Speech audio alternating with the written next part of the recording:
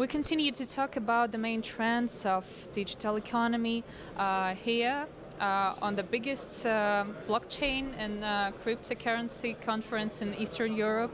And here with me, Alex Mashinsky.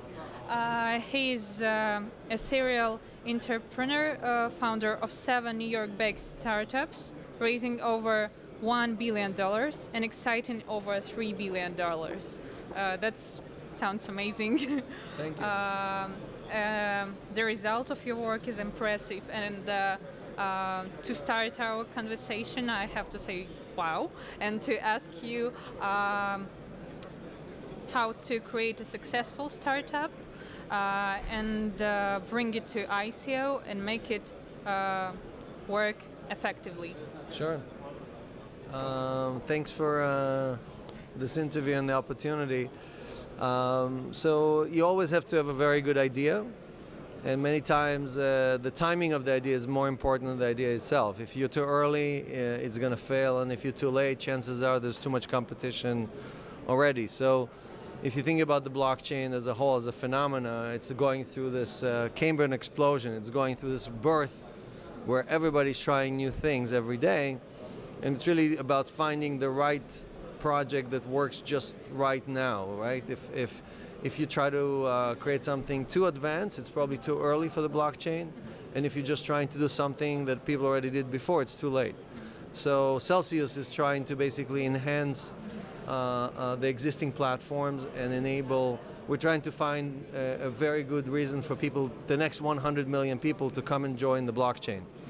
And what we've done is really realize that if we enable people to earn coins on their coins, so basically earn a 5% return by depositing their coin with Celsius and allowing us to lend them out, that is something that people are looking for. They can get these returns from banks.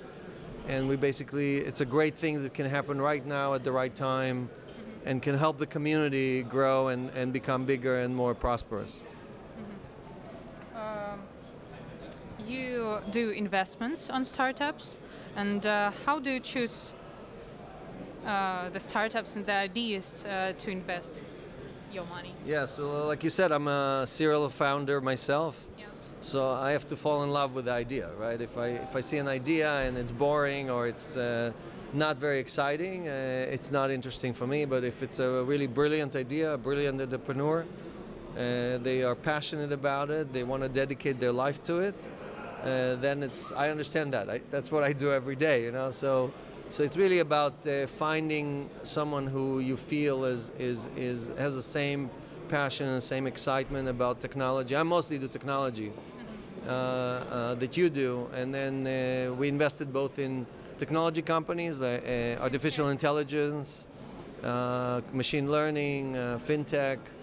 But we also invested in ICOs. We invested in several ICOs, not just ours, obviously, but others as well. And like Micro Money is one of them, which is a Russian founder, Anton, who I met, and he's oozing, doing good for the world and doing good for others. According to analysts' estimates, only in 2016, more than $100 million was raised for ICO. In 2017, it expects to be increased at times. But and on other hand, experts say that the most of companies that enter the ICO doesn't meet the expectations of investors. How can we evaluate a project deciding to release tokens, or how we can choose the project that doesn't bury the investment? Yeah, that's a very good question. That question is worth at least $1 billion, you know, because if you know how to answer that question, you can pick the winners and not the losers. But the reality is it's very, very hard to find or to know who's going to win and who's not going to win. And really, you have to place several bets. So you cannot just place everything in one place and hope for the best. I think today, for most small investors who are not professionals, they should just bet on the existing coins. Right now, the 3 coins that have the most traction and get the most money are Litecoin, Bitcoin, and Ethereum.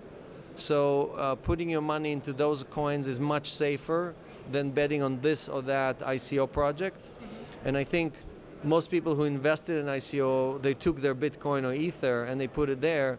In the meantime, Ether or Bitcoin appreciated more than their ICO that they invested. So right now it's a risky bet to actually put all your money into ICOs. So the good bet is to basically put, let's say, 70% of your money into 3 coins, and then pick 2, 3, 4 projects that really you believe are changing the world, and you think they're good investment, or you want to help them because you really these are crowdsourced projects. So you're not really getting any equity; you're just getting tokens.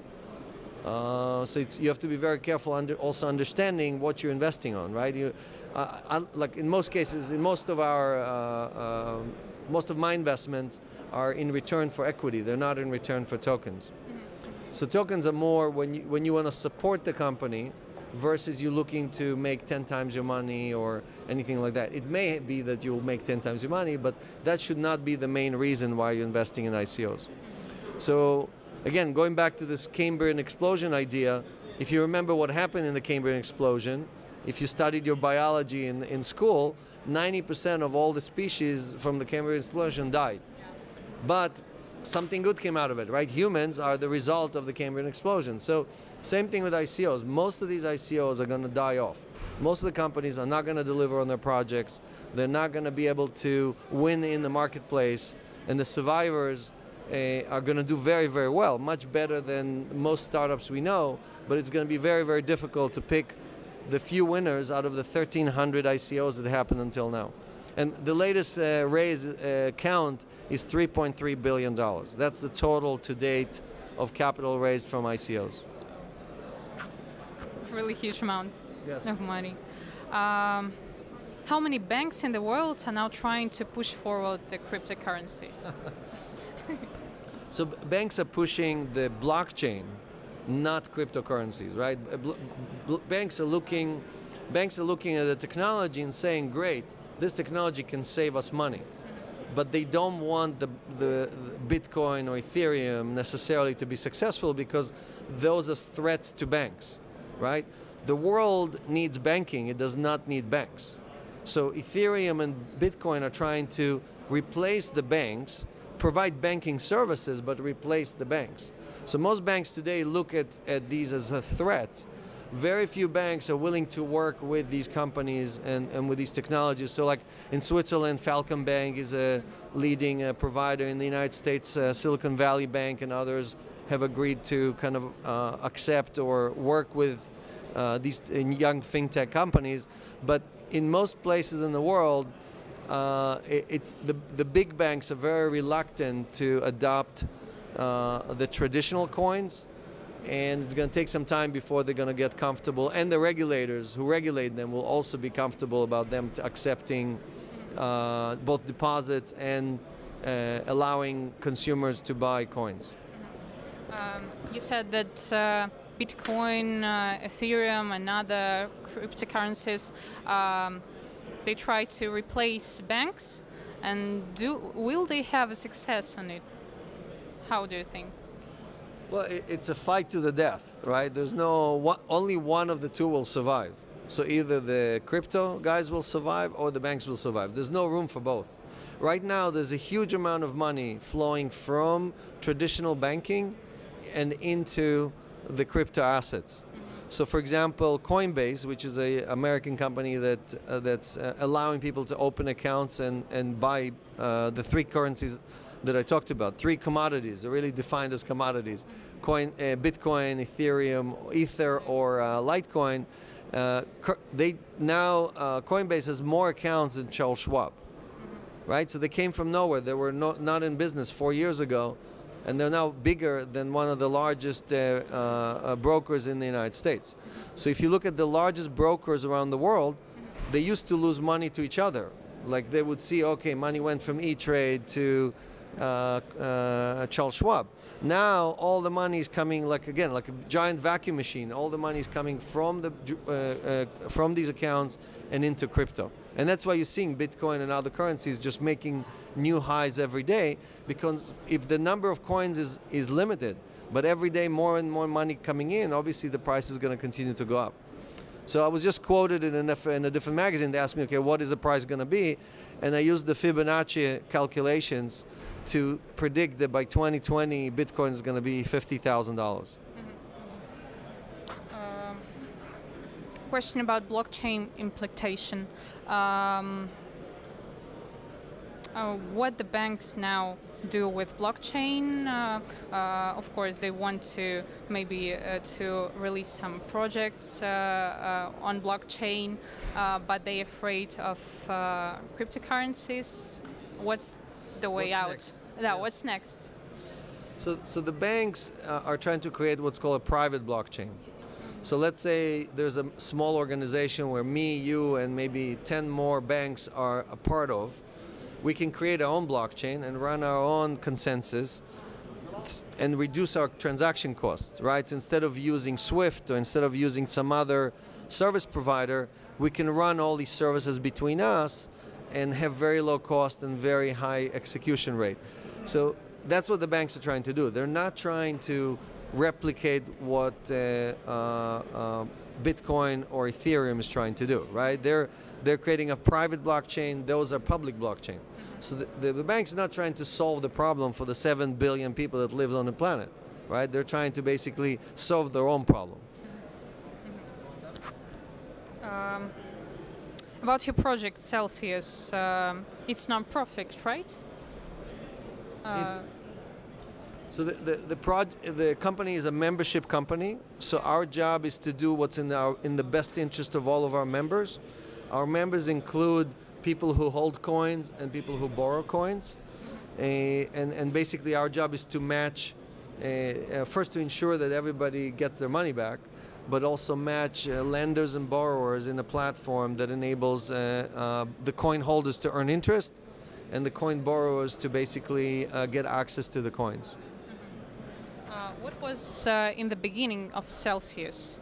One day you sat and dreamed about. Well, so when I looked at a lot of things on the blockchain, I think it's going to take several years for the technology to evolve until we really see what is possible, right? It's difficult right now. It's too early to really understand what is the best application, what is the killer app for the blockchain. So everybody's looking for it, right? And when the internet, I'm old enough to have seen this movie before in '94 and '95, where everybody thought that email is going to be the killer app for the internet. And obviously email is a great application, but it's not the killer app, right? We found out that there's many other things you can do. And really Netscape, when Netscape came out and it became the browser, it really opened everybody's eyes and showed everybody what is the path that everybody should be following. So that the Netscape moment, as we call it, has not yet happened on the blockchain. That moment where everybody realized that we have to turn left or we have to turn right is what I'm waiting for. Until then, what I'm really focused on is making sure that the blockchain adds enough users to become a very critical application for everybody. Because right now, with 30 million users, there's a lot of excitement, there's a lot of people here, a lot of people are talking about it, but 30 million people is not enough to change the world. So like we say in Celsius, we are focused on how we bring the next 100 million people on top of the blockchain, and specifically on top of Ethereum. Can you explain to our viewers what's the point of making a non-profitable project in loan? So the point is that you want to create something that is by the people, for the people, by the people. Today, unfortunately, most of the things we see around us, including the United States, including other countries, the United States was written, the Constitution was written by the people, for the people. But now the country is really run by the corporations, for the corporations. And the whole point of the blockchain is to take back what is now controlled by large institutions and large corporations and enable people to do good for other people. And it sounds crazy, but you can do well and you can do good at the same time. So what we're providing, where we provide matching of borrowers and lenders, where it's peer-to-peer, it's completely bypassing the banks. So it's taking all the banks' profits and it's dividing them half and half. The lender now can make an income, and the borrower can now pay a much lower rate than they used to pay before. So the benefit is very, very high because we are taking the profits away from the banks and the other financial institutions who used to make all the money. I hope that explains it. Yes. And what do you think about the government regulation in this sphere? Because there is no, or there is quite a little amount. Well, the governments all over the world are looking at this and they're scratching their heads saying what it really is. They still don't understand what this is. Is it a commodity? Is it a currency? Is it a security? Right? Is it an asset? How we should tax it? So all these questions are being asked. Some countries have rushed and said, no, you can't do it here. But most countries, I think like the United States or Russia, have decided to basically let the industry develop. UK as well as Holland, they all created almost like a sandbox. They said, okay, you can play inside the sandbox and you can experiment and you can develop new things. And in the meantime, we will study it carefully and we will then apply the right rules. So you have to be careful. It's great to be innovative and it's great to break new grounds, but it's not great to do illegal stuff, right? So you have to understand where the line is and you cannot cross that line. You have to still stay within the legal boundaries, solve the problems, enable more things for the people, but if you do it illegally, the governments would just come and stop you. So part of what we've done in Celsius is really find that line and get as close to the line as possible without crossing it. If you could own Ethereum or Bitcoin at this point of a ball game, what did you do? I think that's a trick question. Yeah. So no one can predict which one of them is going to go higher or faster or whatever.